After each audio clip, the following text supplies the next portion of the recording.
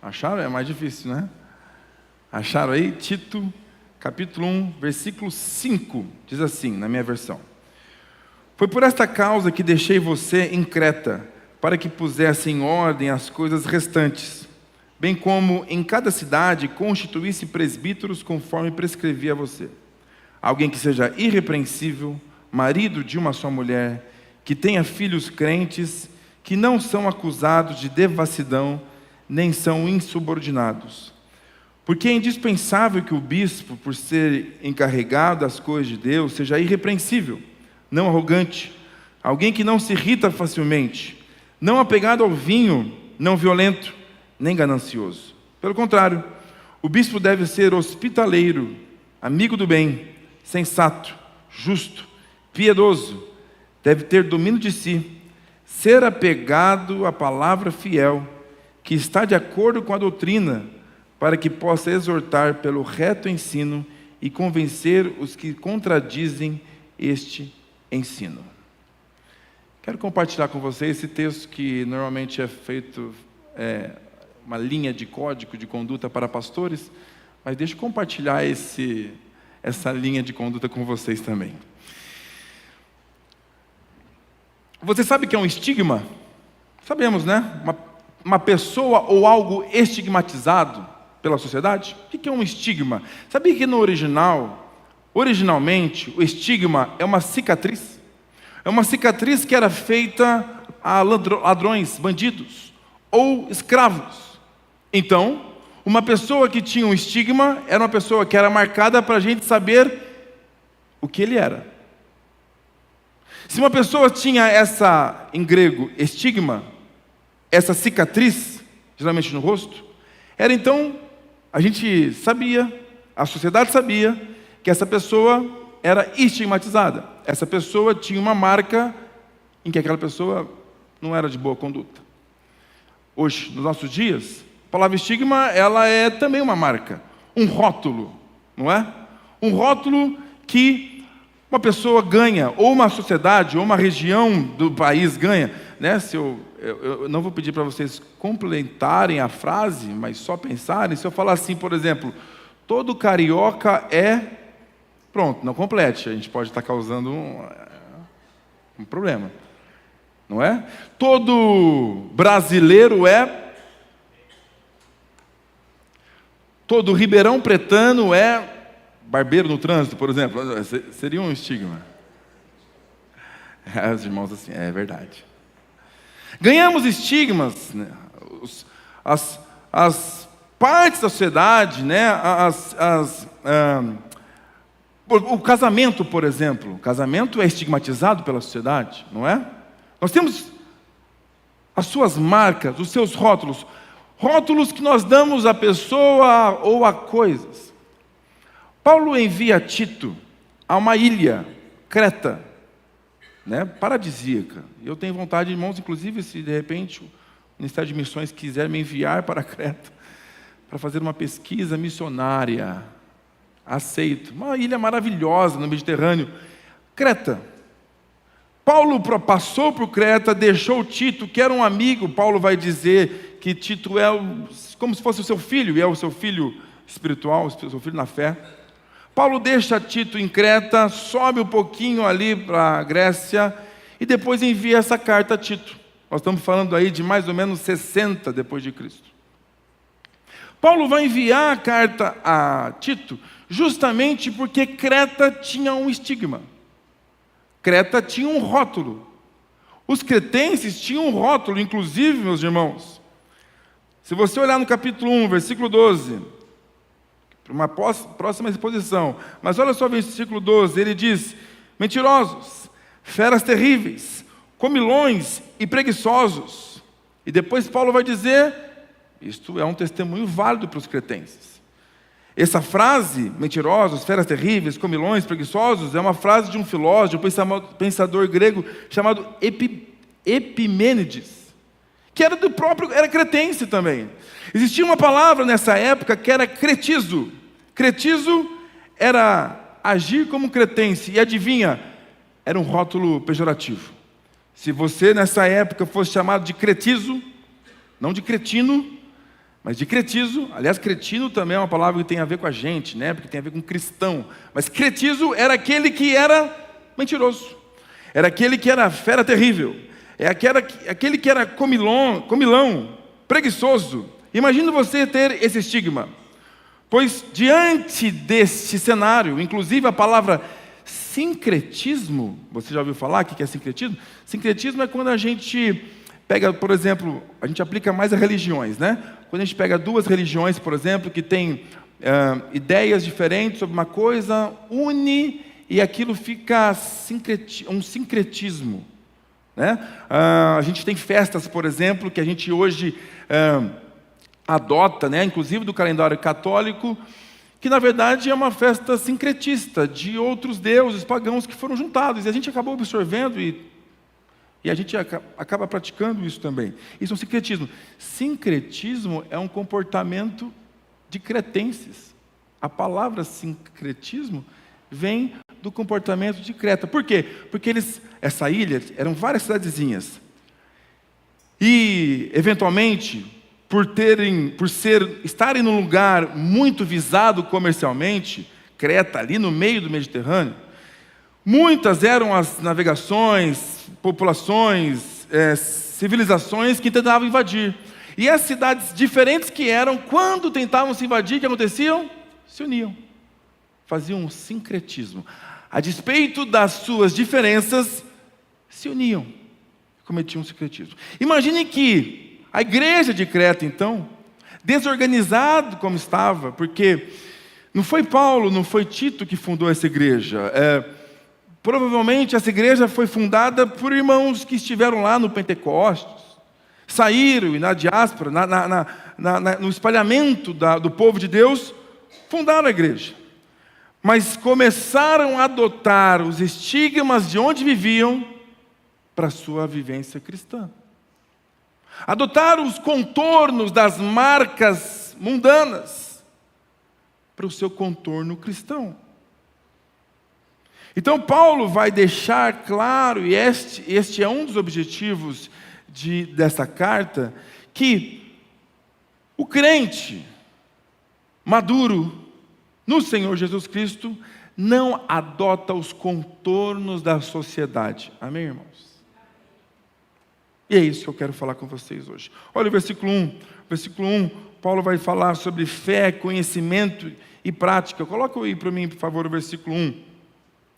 Paulo, servo de Deus e apóstolo de Jesus Cristo, para promover a fé que é dos eleitos de Deus, e o pleno conhecimento da verdade, segundo a piedade. Veja, Paulo está dando a tônica do que ele vai falar. Inclusive, esta é a terceira maior apresentação de uma carta paulina. Ele vai ser extenso aí. Ele vai dizer sobre fé, conhecimento e piedade, no sentido de que, olha só que loucura, né? Parece nossos dias. Mas havia gente, olha que loucura, havia gente que falava de Cristo, dizia ser de Cristo, e não praticava as obras de Cristo. Parece 2025. Parece os nossos dias. Que loucura naquela época. Pessoas que diziam ser crentes, mas não viviam as marcas de Cristo. Versículo 2, um Deus que não mente, olha só o que fala o versículo 2 aí, escreva na esperança da vida eterna, que o Deus que não pode mentir. Sabe por que Paulo fala isso?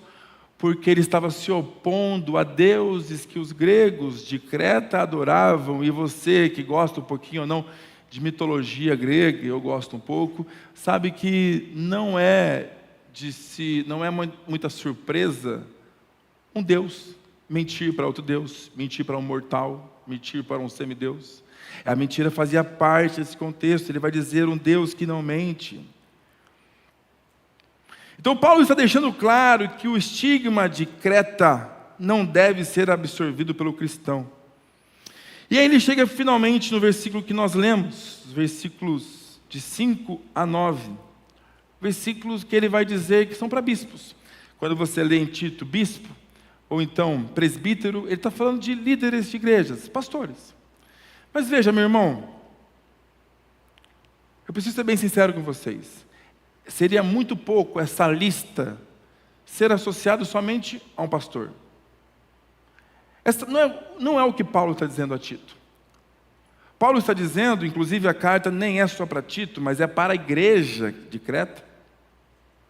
Paulo está dizendo que aqueles que lideram, sim, aqueles que são os bispos, aqueles que são os líderes, devem ser, sim, exemplo. Mas esta é a conduta do servo de Cristo. Entende? Aqueles que estão aqui na frente, liderando uma igreja, devem ser exemplo, para que então todo cristão se achegue a este exemplo. Portanto, essa lista, por favor, não deixe essa lista cair somente sobre os pastores ou líderes, mas vamos tomar para nós essa lista hoje. Mais do que a lista, mais do que os itens dessa lista, a moral que está por trás, o que Paulo quer dizer. E o que eu quero dizer nessa noite para você é: troque o estigma da sociedade pelas marcas de Cristo. Troque de marca. E Paulo começa a falar que o crente maduro, aquele que deve ser exemplo, para liderar que seja uma igreja, para liderar outras pessoas, ele deve ter a marca de Cristo em sua casa. Primeiro ponto, a marca de Cristo em casa. Olha o versículo 6. Alguém que seja irrepreensível, marido de uma só mulher, que tenha filhos crentes, que não são acusados de devassidão, nem são insubordinados. Isso é só para o pastor, irmãos? Isso é só para o bispo? Para a liderança? Essa é a característica de um cristão maduro em Cristo. Alguém que seja irrepreensível. Meus irmãos, irrepreensíveis, vamos ser bem sinceros, não é ser perfeito. Mas aqui o sentido da palavra é que tenham um bom testemunho, para que não sejam como os de Creta. Os de Creta, eles eram confundidos, por exemplo, a adoração a Dionísio, que é um deus grego, era um semideus, né? Era regada a vinho, a orgias, e olha só que loucura, estavam confundindo as festas de Dionísio com os cultos judaicos, que eram festejantes também. E de tabela confundiam a adoração a Dionísio a cultos cristãos. Tamanha era a discrepância dessa liderança que aqui, nessa época, quando Tito foi enviado, mantinha. Por isso, Tito fala, engraçado que quando Paulo vai organizar a igreja, que é esse momento, ele não está preocupado em falar assim: Tito, você precisa de cadeiras, você precisa de ar-condicionado, Tito, você precisa urgentemente de uma organização para saber se essa igreja vai ser por presbíteros, vai ser episcopal, uma liderança, como vai... Não. Tito vai falar: você precisa de cristão maduro. Você precisa de homens que têm a marca de Cristo. Por isso que uma igreja, em primeira instância, é feita por cristãos que têm a marca de Cristo e não a marca da sociedade. Troque de marca. Vamos deixar o estigma de uma sociedade em todas as instituições. Na instituição familiar, que é o primeiro ponto. Olha só, a marca que eu devo ter em primeira instância, a primeira marca, a característica de um crente saudável é marcar a sua casa com a marca de Cristo.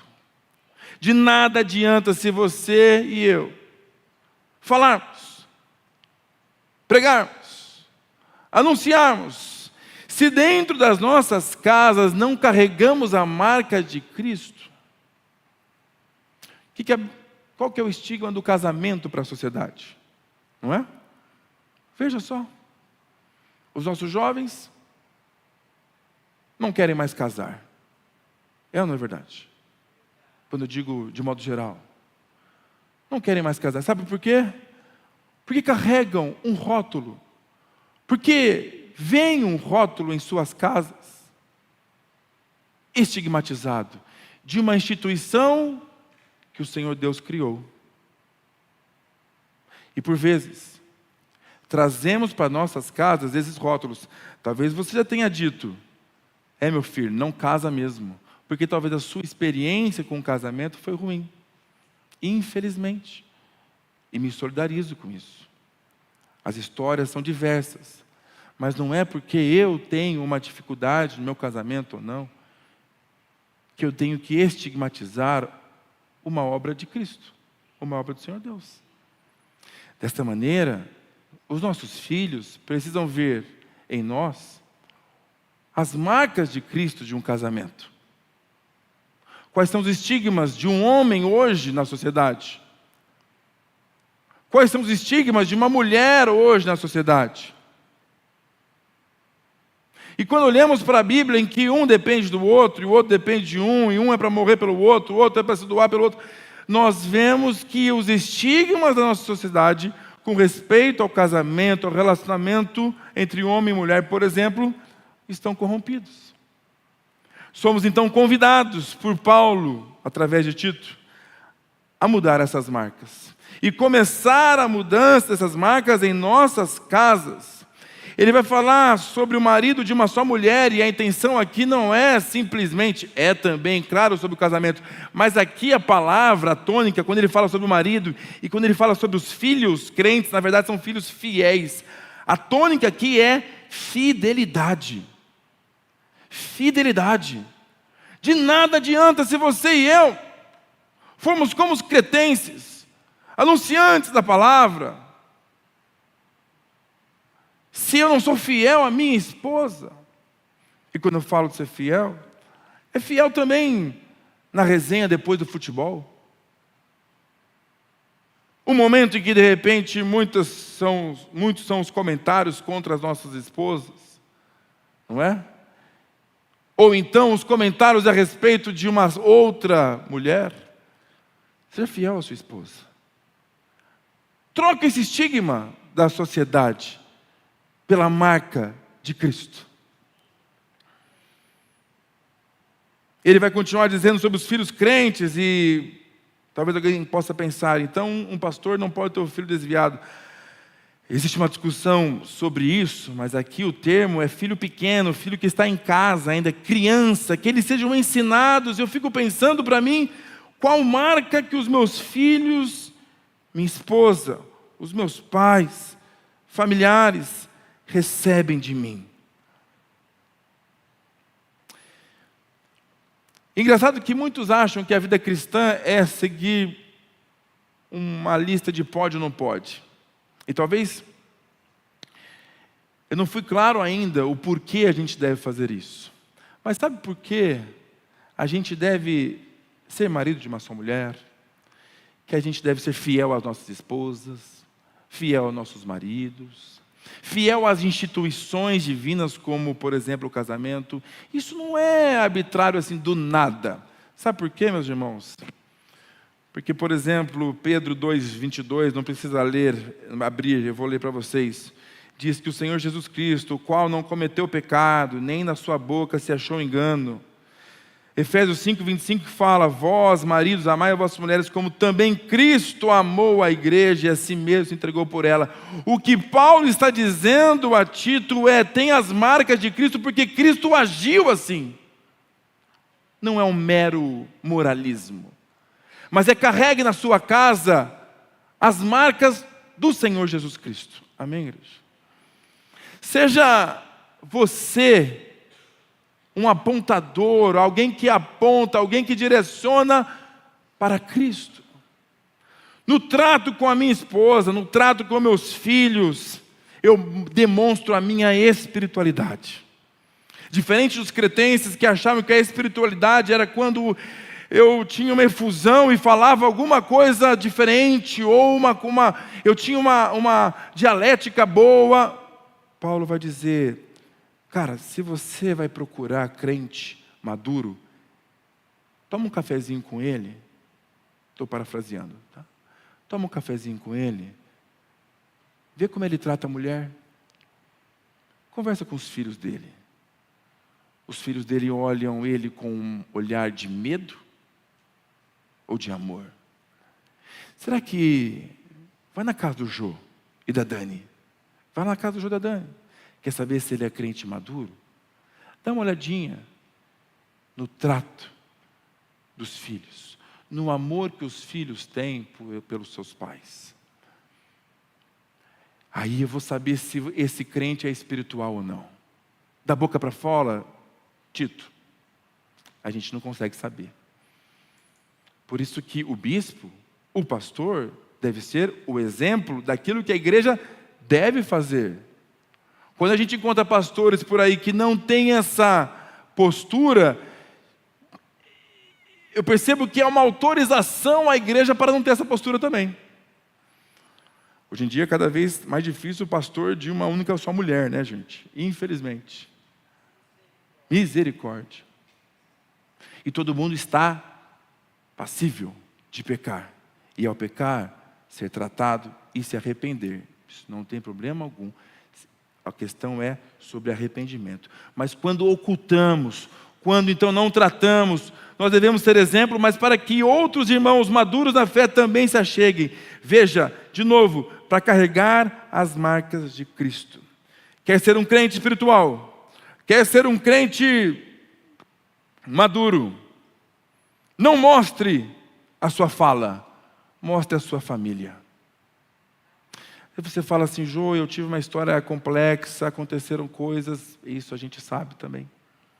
Isso a gente sabe. Me separei ou alguma coisa do tipo, isso a gente sabe. Fique tranquila, fique tranquilo, o Senhor está vendo isso. A questão aqui é sobre fidelidade. O que nós fazemos para ser exemplo, bom testemunho. A questão aqui é sobre como nós trocamos os estigmas de uma sociedade pelas marcas de Cristo. Trocamos os estigmas de uma sociedade pelas marcas de Cristo. Então a aplicação nesse ponto, como eu já disse, é quais marcas os nossos filhos, esposas, pais recebem de nós. Segunda coisa, o versículo 7 vai dizer assim: porque é indispensável que o bispo, por ser encarregado das coisas de Deus, seja irrepreensível. Ele vai citar pela segunda vez essa palavra. Não arrogante, alguém que não se irrita facilmente, não apegado ao vinho, não violento, nem enganoso. Pelo contrário, o bispo deve ser hospitaleiro, amigo do bem, sensato, justo, piedoso, deve ter domínio de si. E eu gostaria que você lesse esse texto, vendo nesse texto as características de Cristo enquanto passou por aqui. Meus irmãos, se a revelação é contínua, se a revelação é gradual, desde o Antigo Testamento, e o Senhor Deus vai se revelando aos poucos, e então Jesus Cristo é o ápice dessa revelação.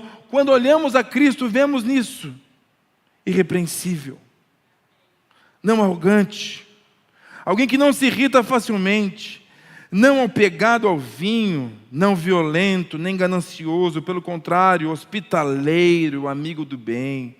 Ele era sensato enquanto passou entre nós. Ele era justo enquanto passou entre nós. Ele era piedoso enquanto passou por nós. Teve domínio de si.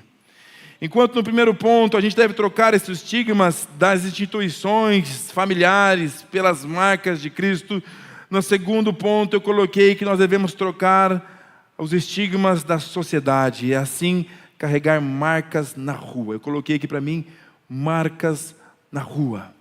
Enquanto Paulo estava falando na sua casa, agora ele passa a tratar da visão do bispo, do crente maduro, daquele que a igreja é formada por ele, na sociedade, na rua.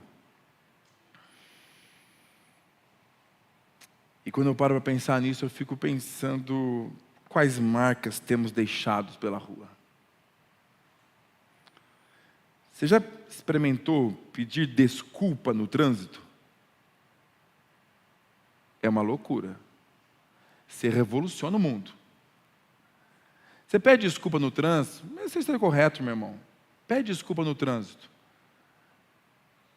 A pessoa fica assim, ela não sabe o que fazer. Ela não é. Ela vai para cima, buzinando, você fala, você está certo, você está certo. Eu espero que você esteja certo. Se estiver errado também, você tem que fazer isso, né? Desculpa.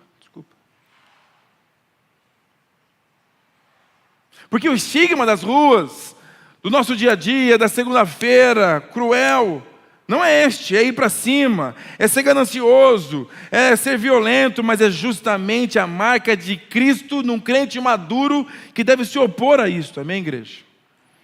Na rua, no trabalho, na escola. Ambientes em que a marca, a cicatriz da sociedade reina, nós devemos trazer as marcas de Cristo. Se é mentira que reina e o estigma do seu trabalho e a marca do seu e do meu trabalho é a mentira, pois então é lá que nós devemos carregar a mensagem e a marca de Cristo. Se o lugar onde você habita, vive, trabalha, reina a raiva, pois é neste lugar que nós devemos trocar pelas marcas de Cristo. Os prazeres, nós devemos trocar. A ganância, devemos trocar pelas marcas daquele que fala: dá-me o pão, dá-me o pão. O orgulho, pelas marcas daquele que se entregou em humildade, em obediência ao Pai até o fim.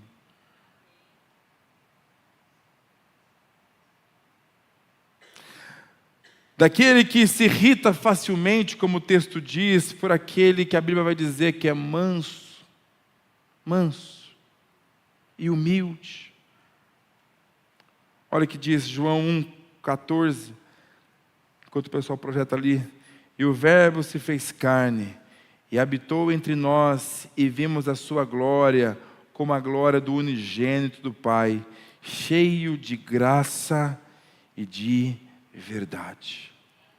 Meu irmão, se você e eu agimos nessa sociedade, nesta rua, como os cretenses, orgulhosos, cínicos, que falam da boca para fora, mas não vivem, nós não estamos trazendo novidade alguma.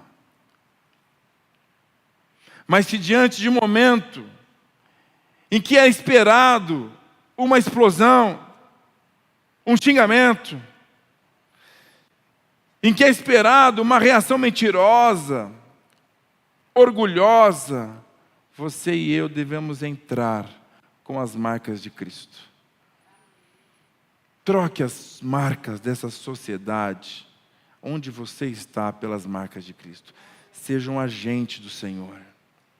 Seja um agente do Senhor. De transformar onde pisamos. Porque, meus irmãos, essa não deve ser uma característica minha, não deve ser uma característica do pastor Reinaldo somente, do pastor Fernando, pastor Marco, outros tantos pastores da nossa igreja.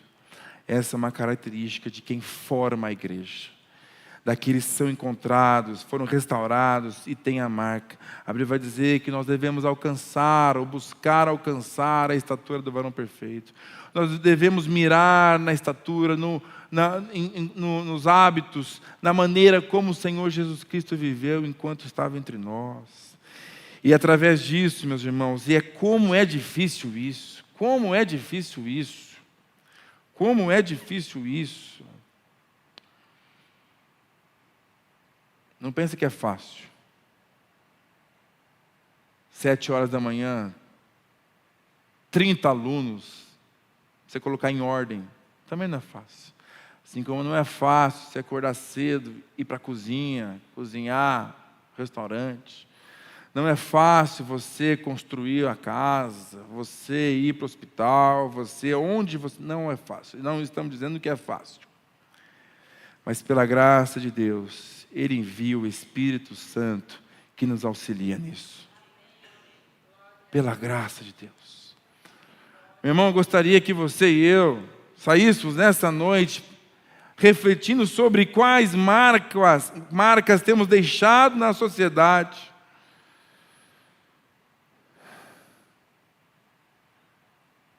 E que a gente possa ser mais equilibrado, mais maduro. Amém, igreja? Mais maduro.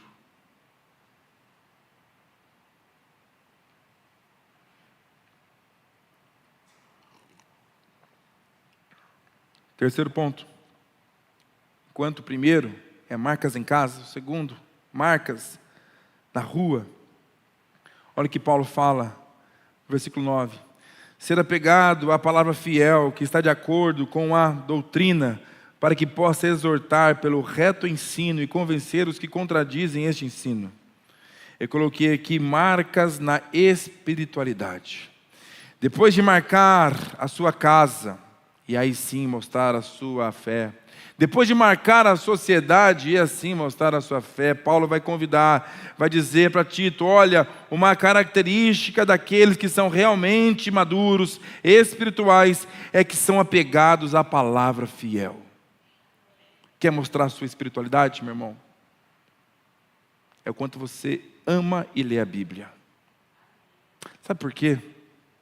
Meus irmãos, isso daqui é a revelação de Deus. Deus em sua graça, em sua soberania, em seu poder, em sua sabedoria.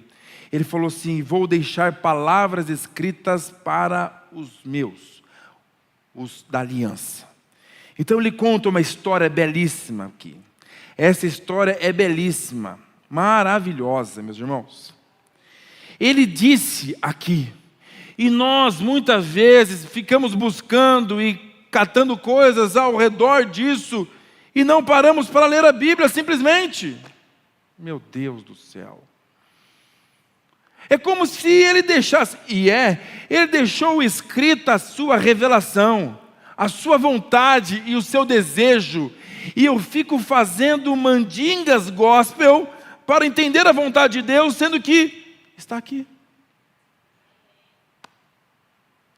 Quer ser espiritual? Leia a Bíblia. Quer mostrar a sua espiritualidade, meu irmão? Leia a revelação de Deus. Gosto de pensar e chamar esse livro maravilhoso de revelação de Deus. É aqui que nós encontramos o nosso Deus soberano, poderoso e salvador. É quando lemos e quando oramos sobre o que lemos, e é que entendemos o que Ele tem para nós. Quer ser espiritual? Paulo está dizendo. Quer reconhecer aqueles espirituais nessa ilha aí, Tito?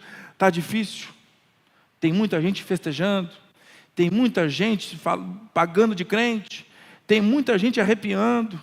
Tem muita gente dançando. Tem muita gente anunciando ser crente. Dá uma olhadinha na vida de comunhão com o Pai. E aí nós saberemos, Paulo, Tito, nós saberemos a respeito um pouco da maturidade na fé dele.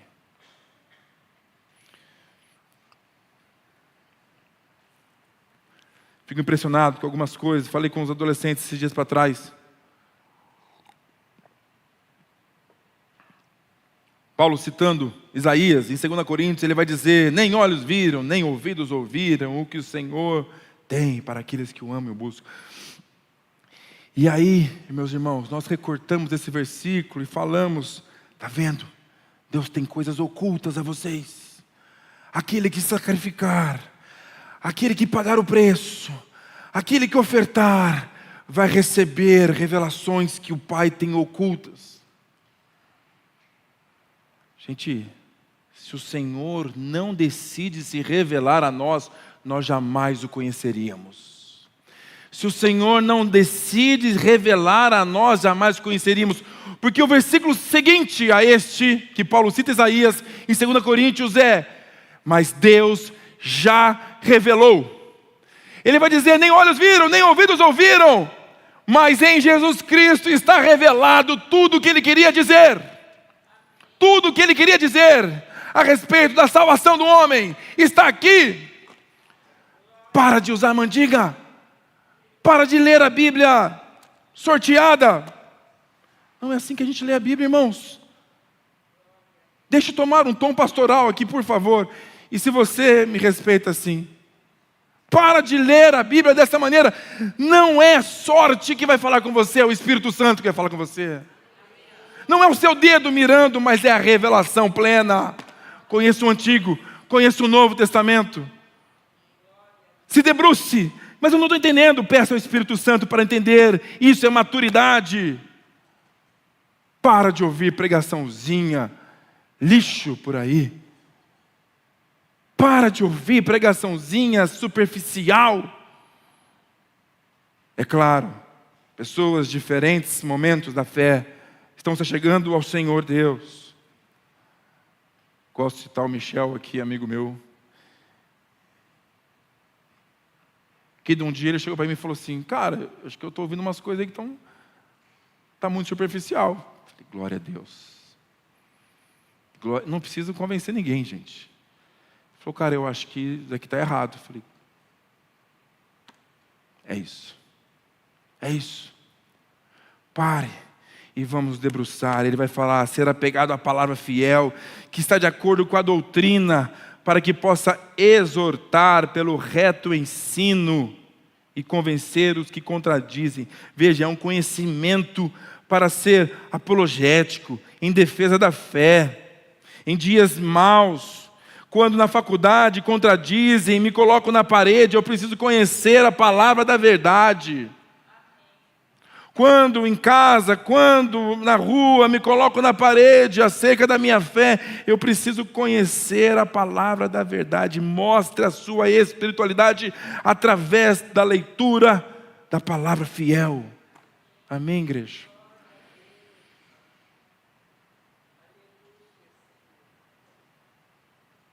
Crente maduro se alimenta de alimentos sólidos, da palavra bíblica. De gente que você conhece. Meus irmãos, não temos a melhor estrutura de longe. Mas sabe, você me conhece. Conhece o pastor Reinaldo, a Cris, conhece o pastor dessa igreja, conhece os membros que estão aqui. E é isso. Eu falo para alguns, continua. Vamos continuar de perto. Vamos continuar andando perto. Porque daí eu consigo ver a sua espiritualidade. E você consegue ver a minha espiritualidade. Na maneira como eu trato os outros. Na maneira como eu trabalho. Na maneira como eu trato os meus filhos, a minha esposa. Vamos continuar de perto. Vamos caminhar de perto, irmãos. E se você tiver alguma coisa errada, você tem a liberdade de falar. Ver alguma coisa errada, você tem a liberdade de falar assim, Jô, eu te vi em tal lugar. É isso. Isso que é igreja. Isto que é igreja. Eu te vi fazendo tal coisa. É isto. Quanto mais distante estamos, menos sabemos acerca da sua maturidade. E podemos cair como os cretenses acreditavam que a espiritualidade estava na efusão para fora, quando na verdade é a transformação do homem causada pelo Espírito Santo em nós. Amém, igreja? Portanto, eu encerro aqui enquanto o pessoal vem, por favor. Eu finalizei aqui para mim. Que o poder do Espírito que habita em nós, troque os estigmas que nos cercam por marcas sólidas que apontam a Cristo. Que o poder do Espírito que habita em nós, troque os estigmas que nos cercam por marcas sólidas que apontam a Cristo. Que através de nós reconheçam Cristo vivo. E deem glória ao Senhor Deus. E convertam seus corações por aquilo que falamos, mas também, sobretudo, por aquilo que somos e fazemos onde estamos. Amém, igreja? Coloque de pé, por favor. Faça uma oração ao Senhor agora. Faça uma oração ao Senhor agora.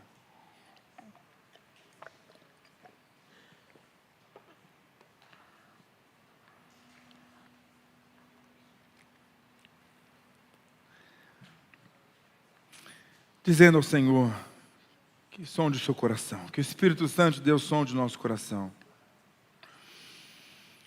E que você possa buscar através dele a maturidade de um relacionamento sincero.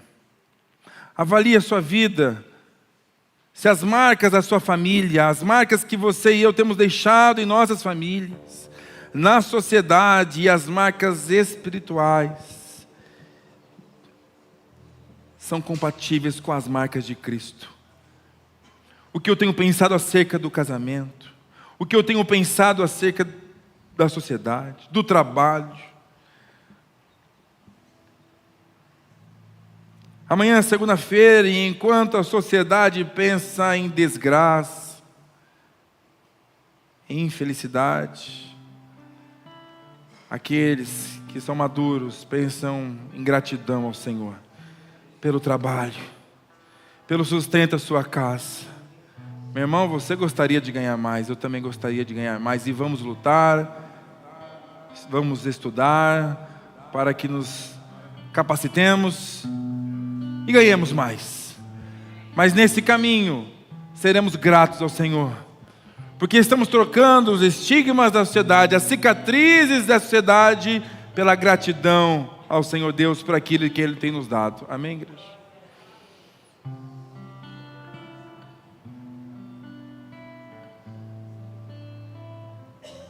Peça perdão ao Senhor. Se as suas atitudes em casa, na sociedade, não têm mostrado as marcas de Cristo, esse é o nosso desejo. Servir ao Senhor, mostrar as marcas dEle.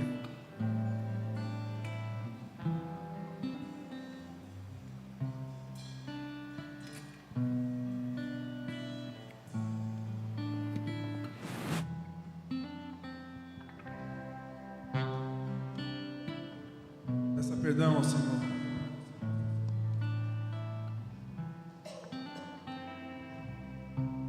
Esse é o nosso querer, Pai, te servir onde estivermos, levar as tuas marcas. Porque um dia o Senhor se entregou, foi fiel. O Senhor é o exemplo que nós temos, Jesus. A revelação do Pai, a revelação plena, a imagem de Deus. A imagem de Deus é Cristo Jesus.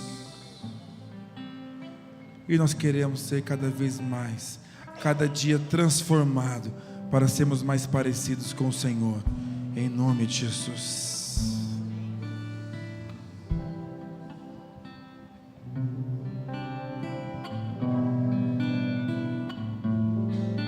Vamos cantar. Cada vez que eu abrir a minha boca, cada vez que eu olhar na direção de alguém, cada vez que passo a passo eu chegar em algum lugar, seja a tua voz, sejam teus olhos, sejam os teus pés. Cada vez que eu tocar num rosto em pranto, cada vez que eu fizer, diga, o que já não se faz. Cada vez que em silêncio eu dou ar a outra face, sejam tuas mãos, seja a tua graça e o teu amor. Eu quero te servir, eu quero te obedecer. Diga isso!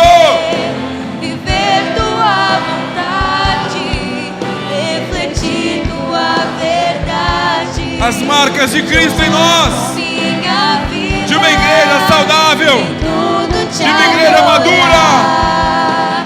Mestre, amigo, amado Jesus, esse é o meu querer.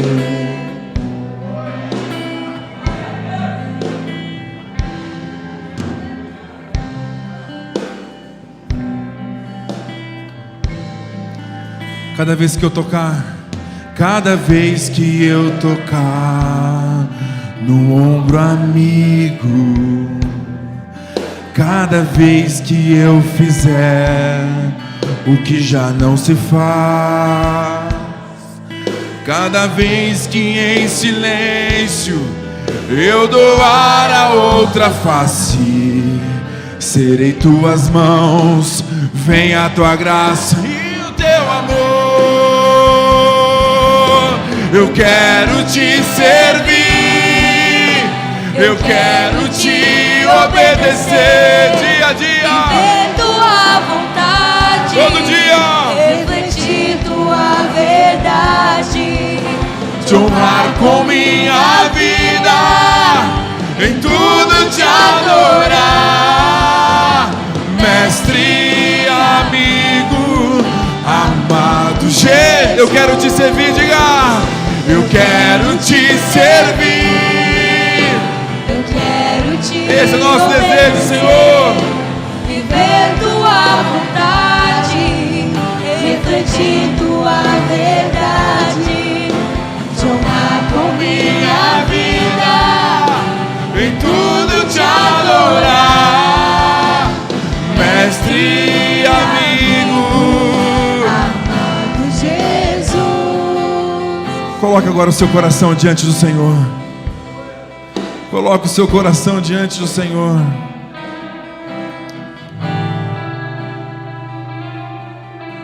Coloque a sua família diante do Senhor. Aquilo que você tem feito, peça perdão ao Senhor se alguma coisa é necessária. A sua família não precisa ser perfeita. O seu casamento não precisa ser perfeito, mas precisa ter as marcas de Cristo, até que um dia seremos regenerados por completo. Talvez a sua vida, a sua história foi triste na área do casamento, e você tem passado que essa instituição é dogmatizada, é estigmatizada para os seus filhos, e eles têm crescido não amando, não desejando ser casados, por exemplo. Talvez o seu trabalho tenha sido amaldiçoado em casa, e é momento de você ser grato ao Senhor pelo seu trabalho. Trazer para a prática, trazer para o dia a dia, trazer para a realidade, trazer para nós a segunda-feira, terça-feira, as marcas de Cristo. Queremos te servir, ó Deus, onde estivermos, Jesus. Que eu possa ser um professor melhor aonde eu estou dando aula, que reconheço em mim as marcas do Cordeiro, que reconheço em mim as marcas do Cordeiro, que eu não caia, Pai, que eu não caia nos rótulos deste mundo, que eu não seja rotulado como o mundo rotula qualquer um, mas eu seja transformado pelo poder do Teu Espírito Santo, que renova a nossa mente, nos torna outra pessoa, nos torna uma nova criatura. Este é o nosso desejo, Deus. E que ao tocar, e aonde formos, e que seja no trânsito, no trabalho, no hospital, na escola, na faculdade, a marca de Cristo esteja sobre nós. Esse é o nosso desejo, Senhor. Esse é o nosso desejo, Senhor.